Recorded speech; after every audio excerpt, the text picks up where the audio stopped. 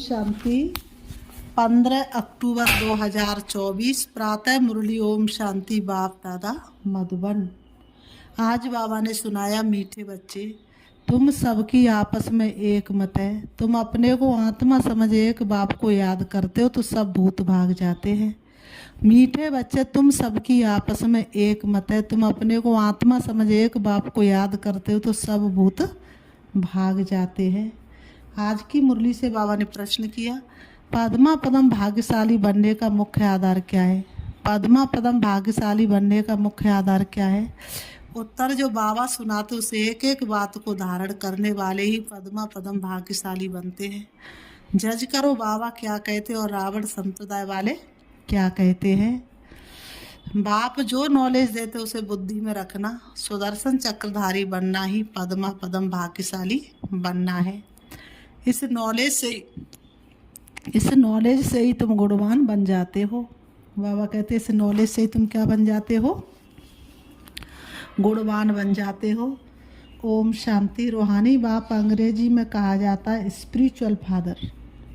रूहानी बाप को अंग्रेजी में क्या कहा जाता है? Spiritual father. सतयुग में जब तुम चलेंगे तो वहाँ अंग्रेजी आदि दूसरी कोई भाषा तो होगी नहीं। सत्य युग अर्थात सत्य का युग, ना अंग्रेजी होगी, ना उर्दू होगी, ना फारसी होगी, कोई भाषा नहीं होगी। तुम जानते सतयुग में हमारा राज्य होता है, उसमें हमारी जो भाषा होगी वही चलेगी। फिर बाद में वह भाषा बदलती जाती है।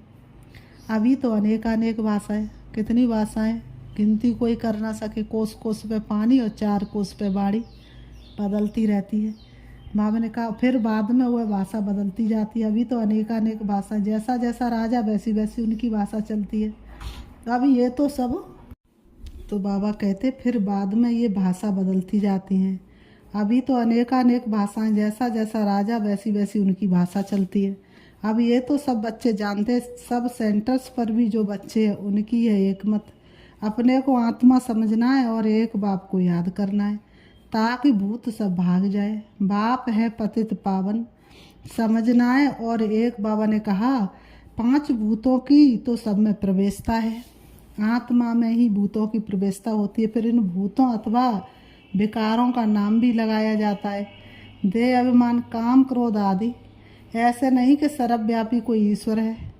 कभी भी कोई कहे कि ईश्वर सर्वव्यापी है तो कहो सर्वव्यापी आत्माएं हैं। अगर कोई कहे कि ईश्वर सर्वव्यापी है तो वास्तव में ईश्वर सर्वव्यापी नहीं, सर्वव्यापी ये आत्माएं हैं। और बाबा ने कहा इन आत्माओं में 5 विकार सर्वव्यापी है। बाकी ऐसे नहीं कि परमात्मा सर्व में विराजमान है। परमात्मा में फिर 5 भूतों की प्रवेशता कैसे होगी? एक एक बात को अच्छी रीति धारण करने से तुम पद्मा पदम भाग्यशाली बनते हो। दुनिया वाले रावण संप्रदाय क्या कहते हैं और बाप क्या कहते हैं? अब जज करो। हर एक के शरीर में आत्मा है। उस आत्मा में 5 विकार प्रवेश है, शरीर में नहीं। आत्मा में 5 विकार अथवा भूत प्रवेश होते हैं। सतयुग में ये 5 भूत नहीं। नामी है डीटी वर्ल्ड, ये है डेविल वर्ल्ड। डेविल कहा जाता असुर को। कितना दिन और रात का फर्क है। अभी तुम चेंज होते हो, वहाँ तुम्हारे में कोई भी विकार, कोई अवगुण नहीं रहता। तुम्हारे में संपूर्ण गुण होते हैं। तुम 16 कला संपूर्ण बनते हो, पहले थे फिर नीचे उतरते हो। इस चक्र का अभी मालूम पड़ा है। 84 का चक्र कैसे फिरता है।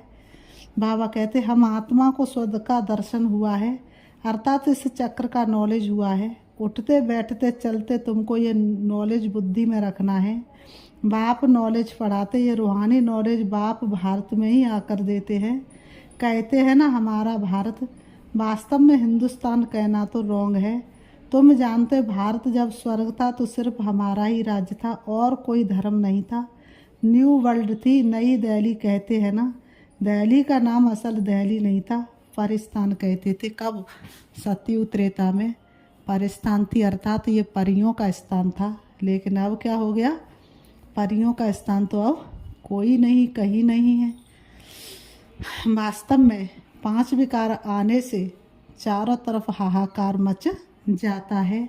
अभी तो नई दिल्ली और पुरानी दिल्ली कहते हैं, फिर ना पुरानी ना नई दिल्ली होगी। बाबा ने कहा परियों का स्थान होगा, न पुरानी दिल्ली नाम होगा न नई दिल्ली नाम होगा। फरिस्तान कहा जाएगा। दिल्ली को कैपिटल कहते हैं। बाबा ने कहा दिल्ली को क्या कहते हैं? कैपिटल। इन लक्ष्मी नारायण का राज्य होगा और कुछ भी नहीं होगा, हमारा ही राज्य होगा। वो भी क्या बादशाहत थी, गगन धरती हमारे थे, हवा और चांद सूरज सब हमारे ही सहारे थे। तो बाबा ने कहा तो हमारा ही राज्य होगा। अभी तो राज्य नहीं है, अभी तो हमारा कहीं राज्य नहीं है। स्वयं की कर्मेंद्रियां भी कितनी चंचल हो गई। तब बाप ने आकर के योग बल से शांत किया। इसलिए सिर्फ कहते हमारा भारत देश। राजाएं तो है नहीं। तुम बच्चों की बुद्धि में सारा ज्ञान का चक्र, तुम बच्चों की बुद्धि में सारा ज्ञान चक्र लगाता है। बाबा ने कहा तुम बच्चों की बुद्धि में सारा ज्ञान चक्र लगाता। बरोबर पहले पहले इस विश्व में देवी देवताओं का राज्य था। बाबा कहते हैं और कोई राज्य नहीं था। जमुना का किनारा था, उसको परिस्तान कहा जाता था। कहते ना मानुष हो तो वही रस खान, बसो ब्रज गोकुल गाँव के ग्वालन। तो बाबा ने कहा देवताओं की कैपिटल दिल्ली रही है। तो अभी को कोशिश होती है, सबसे बड़ी भी है, एकदम सेंटर बीच है। बाबा ने कहा सबसे बड़ी भी है, एकदम सेंटर बीच है। मीठे मीठे बच्चे जानते पाप तो जरूर हुए हैं, पाप आत्मा बन गए हैं। सतयुग में होते पुण्य आत्माएं। सतयुग में कैसी आत्मा होती हैं? पुण्य आत्माएं। बाप ही आकर पावन बनाते हैं, जिसकी तुम शिव जयंती भी मनाते हो। अब जयंती अक्षर तो सबसे लगता है, इसलिए इनको फिर शिव रात्रि कहते हैं। रात्रि का अर्थ तो तुम्हारे सिवाय और कोई समझ ना सके। अच्छे अच्छे विद्वान आदि कोई भी नहीं जानते कि शिवरात्रि क्या है, तो मनावे क्या। बाबा ने कहा बाप ने समझाया है रात्रि का अर्थ क्या है। शिव बाबा ने समझाया है कि रात्रि का अर्थ क्या है। ये जो 5000 वर्ष का चक्र है, उसमें सुख और दुख का खेल है। सुख को कहा जाता है दिन, दुख को कहा जाता है रात। इस समय तो दुख ही दुख है। तो दिन और रात के बीच में आता है संगम। आधा कल्प है सोजरा, आधा कल्प है अंधियारा। भक्ति में तो बहुत तीक तीक चलती है। बाबा ने कहा भक्ति में तो बहुत तीक तीक चलती है। यहाँ है सेकंड की बात। बाबा ने कहा 1 सेकंड में जीवन मुक्ति देने के लिए बाप आया है। बिल्कुल इजी है, सहज योग। तुमको पहले जाना मुक्ति धाम, फिर तुम जीवन मुक्ति और जीवन बंधन में कितना समय रहे हो ये तो तुम बच्चों को याद है, फिर भी घड़ी घड़ी भूल जाते हो। बाप समझाते योग अक्षर ठीक है, परंतु उन्हों का है जिस्मानी योग। यह है आत्माओं का परमात्मा के साथ योग। बाबा ने कहा बुद्धि का योग तो कहीं ना कहीं सबका जुड़ा हुआ है। सन्यासी लोग अनेक प्रकार के हठ योग आदि सिखाते तो मनुष्य मूझते हैं। तुम बच्चों का बाप भी है तो टीचर भी है, तो उनसे योग लगाना पड़े ना। टीचर से पढ़ना होता है। बच्चा जन्म लेता है तो पहले बाप से योग होता है, फिर 5 वर्ष के बाद टीचर से योग लगाना पड़ता है। बच्चा जन्म लेता है तो सबसे पहले बुद्धि का योग किससे लगता है? माँ बाप से। फिर 5 साल का हुआ, स्कूल में गया तो टीचर से बुद्धि योग लगा। बाबा कहते हैं फिर वानप्रस्थ अवस्था में गुरु से योग लगाना पड़ता। 3 मुख्य याद रहते, वह तो अलग अलग होते हैं। यहाँ ये एक ही बार बाप आकर बाप भी बनते टीचर भी बनते हैं। वंडरफुल है ना। ऐसे बाप को तो ज़रूर याद करना चाहिए। जन्म जन्मांतर 3 को अलग अलग याद करते आए हो। सतयुग में भी बाप से योग होता है, फिर टीचर से होता है। पढ़ने तो जाते हैं ना, वहाँ की गुरु की वहाँ दरकार नहीं रहती है। सतयुग त्रेता में गुरु की दरकार नहीं रहती है, क्योंकि सब सदगति में है। ये सब बातें याद करने में क्या तकलीफ़ है? बाबा पूछते बच्चों ये सारी बातों को याद करने में क्या तकलीफ़ है? बिल्कुल सहज है। इनको कहा जाता सहज योग, परंतु ये है अनकॉमन। बाप कहते हैं मैं ये टेम्परेरी लोन लेता हूँ। शिव बाबा कहते हैं इस शरीर को मैं टेम्परेरी लोन लेता हूँ। सो भी कितना थोड़ा समय लेता हूँ। 60 वर्ष में वानप्रस्थ अवस्था होती है। कहते 60 लगी लाठ। इस समय सबको लाठी लगी हुई है। सब वानप्रस्थ निर्वाण धाम में जाएंगे। वह है स्वीट होम, स्वीटेस्ट होम। उनके लिए ही कितनी यथा भक्ति की है। अभी चक्र फिर कर आए हो। मनुष्यों को यह कुछ भी पता नहीं, ऐसे ही गपोड़ा लगा दिया है। फिर लाखों वर्ष का चक्र है। लाखों वर्ष की बात हो तो फिर रेस्ट मिल ना सके, रेस्ट मिलना ही मुश्किल हो जाए। तुमको रेस्ट मिलती है, उसको कहा जाता साइलेंस होम। इन कारपोरियल वर्ल्ड, ये है स्थूल स्वीट होम, वह है मूल स्वीट होम। बाबा कहते हैं आत्मा बिल्कुल छोटा रॉकेट है। कितनी छोटी आत्मा है। इन आँखों से ना आत्मा को देख सकते, ना परमात्मा को देख सकते। खोल चक्षु ज्ञान के, तुझको मिलेंगे परमात्मा। इनसे तीखा भागने वाला कोई होता नहीं। ये तो सबसे तीखा है। एक सेकंड में शरीर छूटा और ये भागा। दूसरा शरीर तो तैयार रहता है। बाबा ने कहा दूसरा शरीर तो तैयार रहता है। ड्रामा अनुसार पूरे टाइम पर उनको जाना ही है। ड्रामा कितना एक्यूरेट है, इनमें कोई एक्यूरेसी है नहीं। ये तुम जानते हो। बाप भी ड्रामा अनुसार बिल्कुल एक्यूरेट टाइम पर आते हैं। शिव बाबा भी ड्रामा के अनुसार एक्यूरेट टाइम पर धरती पर आते हैं। एक सेकंड का भी फर्क नहीं पड़ सकता। मालूम कैसे पड़ता है कि इनमें बाप भगवान है।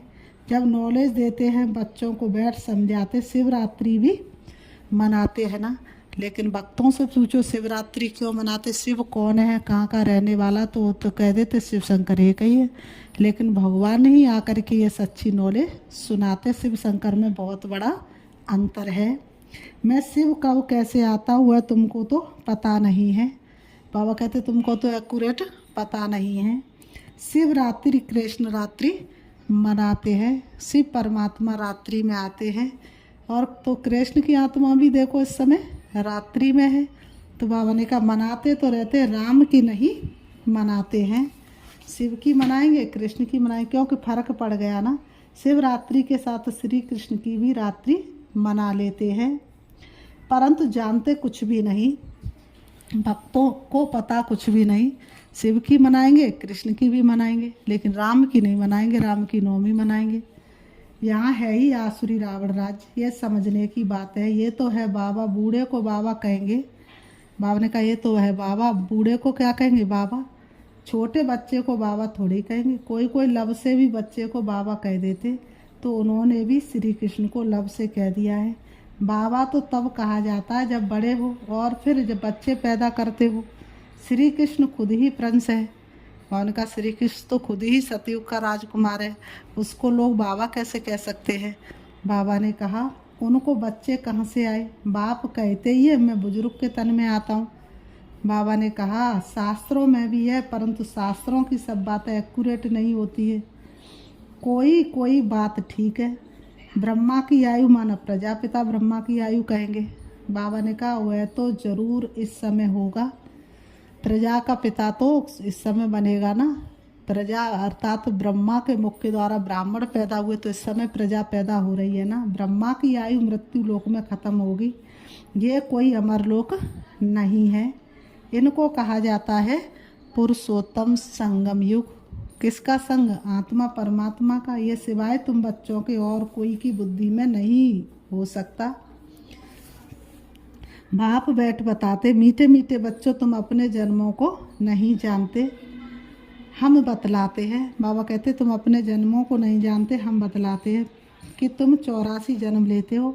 कैसे, तो भी तुमको पता पड़ गया है। हर एक युग की आयु 1250 वर्ष है, और इतने इतने जन्म लिए हैं। 84 जन्मों का हिसाब है ना। 84 लाख का तो हिसाब हो ना सके। इनको कहा जाता 84 का चक्र। 84 लाख की तो बात ही याद ना आए। यहाँ कितने अपरंपार दुख है।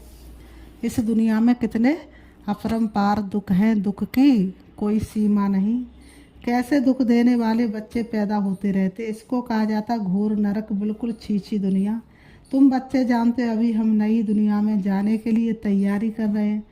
पाप कट जाए तो हम पुण्य आत्मा बन जाए। अभी कोई पाप नहीं करना है। 1-2 पर काम कटारी चलाना, ये आदि मद्दंत दुख देना है। अभी ये रावण राज्य पूरा होता है। अभी है कलयुग का अंत। ये महावारी लड़ाई है अंतिम। फिर कोई लड़ाई याद होगी ही नहीं। बाबा ने कहा ये अंतिम लड़ाई चल रही है, फिर कोई लड़ाई होगी नहीं। बाबा कहते वहाँ कोई भी यज्ञ रचे नहीं जाते, सतयुग त्रेता में कोई यज्ञ रचे नहीं जाते। जब यज्ञ रचते तो उसमें हवन करते हैं। बाप ने भी ये जो रुद्र यज्ञ रचाए, इसमें बच्चे अपनी पुरानी सामग्री सब स्वाहा कर देते, अर्थात पुराना स्वभाव संस्कार, पुराना ककपन, पुरानी व्यर्थ की बातें बच्चे सब स्वाहा कर देते हैं। अब बाप ने समझा ये है रुद्र ज्ञान यज्ञ। रुद्र शिव को कहा जाता, रुद्र माला कहते हैं ना। निवृत्ति मार्ग वालों को प्रवृत्ति मार्ग की रस्म रिवाज का कुछ भी पता नहीं है। वह तो घर बार छोड़ जंगल में चले जाते हैं। नाम ही पड़ा है सन्यास। किसका सन्यास? घर बार का। खाली हाथ निकलते हैं। पहले तो गुरु लोग बहुत परीक्षा लेते हैं। बाबा ने कहा जब उस सन्यास मार्ग में जाते हैं तो उस गुरु के पास रहने के लिए जाते, पहले तो गुरु लोग बहुत परीक्षा लेते हैं, काम कराते हैं। पहले भिक्षा में सिर्फ आटा लेते थे, रसोई नहीं लेते थे। उन्हों को जंगल में ही रहना है, वहाँ कंद मूल फल मिलते हैं। ये भी गायन है। जब सतो प्रधान सन्यासी होते तब ये खाते हैं। और बाबा ने कहा अभी तो बात मत पूछो। जब सन्यासी सतो प्रधान होते तो घर बार छोड़ करके तपस्या के लिए जंगल में चले जाते थे और वहाँ कंद मूल खाते थे, जो कुछ मिला वो खाते थे, पैसा को हाथ भी नहीं लगाते थे। बाबा कहते आज की दुनिया में तो क्या हो गया है, बात मत पूछो, क्या क्या करते रहते हैं। इसका नाम ही है विशेष बल्ड, वह है बायसलेस बल्ड। तो अपने को विशेष समझना चाहिए ना। बाप कहते सतयुग को कहा जाता शिवालय बायसलेस बल्ड। यहाँ तो सब है पतित मनुष्य, इसलिए देवी देवता के बदले नाम ही हिंदू रख दिया है। बाप तो सब बातें समझाते रहते हैं। तुम असल में हो ही बेहद बाप के बच्चे। वह तो तुम्हें 21 जन्मों का वर्षा देते हैं। तो बाप मीठे मीठे बच्चों को समझाते हैं जन्म जन्मांतर के पाप तुम्हारे सिर पर हैं। पापों से मुक्त होने के लिए तुम बुलाते हो, साधु संत आदि सब पुकारते हैं पतित पावन, अर्थ कुछ नहीं समझते। बाबा ने कहा ऐसे ही गाते रहते, ताली बजाते रहते। उनसे कोई पूछे परमात्मा से योग कैसे लगावे, बाबा ने कहा उनसे कैसे मिले, तो कह देंगे वह तो सर्वव्यापी है। क्या यही रास्ता बताते? कहते हैं वेद शास्त्र पढ़ने से भगवान मिलेगा, परंतु बाप कहते मैं हर 5000 वर्ष के बाद ड्रामा के प्लान अनुसार आता हूँ। बाबा कहते हर 5000 वर्ष ड्रामा के प्लान अनुसार मैं आता हूँ। बाबा ने कहा, बाबा कहते हैं बाबा ने कहा ये ड्रामा का राज सिवाय बाप के और कोई नहीं जानते। लाखों वर्ष का ड्रामा तो हो नहीं सकता। बाबा कहते लाखों वर्ष का ड्रामा तो हो नहीं सकता। अब बाप समझाते ये 5000 वर्ष की बात है। कल्प पहले भी बाबा ने कहा था कि मन मनावो, ये है महामंत्र। बाबा ने कहा ये है महामंत्र, माया पर जीत पाने का मंत्र है। बाप ही बैठा अर्थ समझाते हैं, दूसरा कोई अर्थ नहीं समझाते। गाया भी जाता है ना, सर्व का सदगति दाता एक। कोई मनुष्य तो हो नहीं सकता। देवताओं की भी बात नहीं है, वहाँ तो सुख ही सुख है, वहाँ कोई भक्ति नहीं करते। भक्ति की जाती भगवान से मिलने के लिए। सतयुग में भक्ति होती नहीं, क्योंकि 21 जन्मों का वर्षा मिला हुआ है। तब गाया भी जाता दुख में सिमरण सब करें। यहाँ तो अथाह दुख है। घड़ी घड़ी कहते भगवान रहम करो। ये कलयुगी दुखी दुनिया सदैव नहीं रहती। सतयुग त्रेता पास्ट हो गए, फिर होंगे लाखों वर्ष की तो बात ही भी याद नहीं रह सकती है। अब बाप तो सारी नॉलेज देते, अपना परिचय भी देते और रचना के आदि मध्य अंत का राज भी समझाते हैं।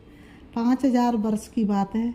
तुम बच्चों को ध्यान में आ गया है। अभी तो पराये राज्य में हो, तुमको अपना राज्य था। यहाँ तो लड़ाई से अपना राज्य लेते हैं, हथियारों से मारा मारी से अपना राज्य लेते हैं। तुम बच्चे तो योग बल से अपना राज्य स्थापन कर रहे हो। तुम्हें सतो प्रधान दुनिया चाहिए। पुरानी दुनिया ख़त्म हो, नई दुनिया बनती है।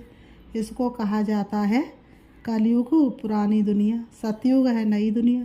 ये भी किसको पता नहीं है। सन्यासी कह देते हैं ये आपकी कल्पना है।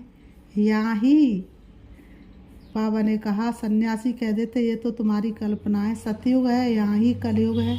अब बाप बैठ समझाते, एक भी ऐसा नहीं जो बाप को जानते हो।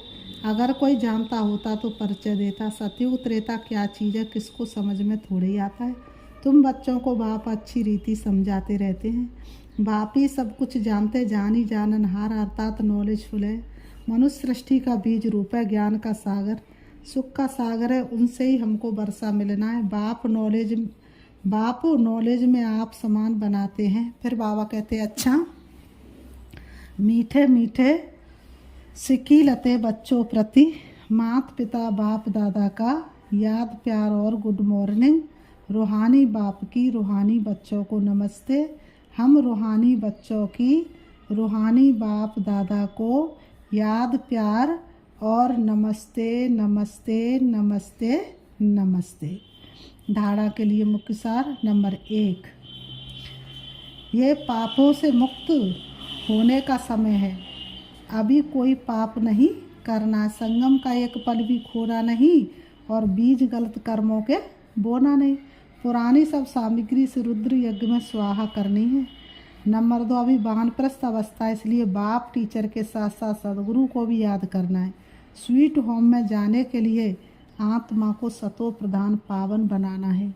वरदान, अपनी सूक्ष्म कमजोरियों को चिंतन करके परिवर्तन करने वाले स्वचिंतक भव।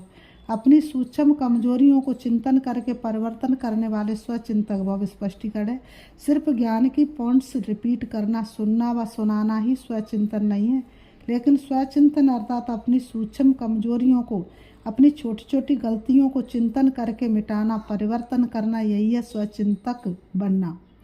ज्ञान का मनन तो सभी बच्चे बहुत अच्छा करते, लेकिन ज्ञान को स्वयं के प्रति यूज कर धारणा स्वरूप बनना, स्वयं को परिवर्तन करना, इसकी ही मार्क्स फाइनल रिजल्ट में मिलती है। स्लोगन, हर समय करन करावन हार बाबा याद रहे तो मैंपन का अभिमान नहीं आ सकता। हर समय करन करावन हार बाबा याद रहे तो मैंपन का अभिमान नहीं आ सकता। तो इस एक छोटे से गीत पर योग करेंगे। साथ तुम्हारा प्रभु कितना है प्यारा, मिल गई मंजिल, मिल गया किनारा, मिल गया किनारा। साथ तुम्हारा प्रभु कितना है प्यारा, साथ तुम्हारा प्रभु कितना है प्यारा। किसी को खबर है कौन साथ है हमारे, किसी को खबर है कौन साथ है हमारे। जिसकी नजर से चलते चांद और तारे, चांद और तारे। कितनी ही बार तूने पार उतारा, साथ तुम्हारा प्रभु कितना है प्यारा। मिल गई है मंजिल, मिल गया सहारा, मिल गया किनारा। साथ तुम्हारा प्रभु कितना है प्यारा, साथ तुम्हारा प्रभु कितना है प्यारा।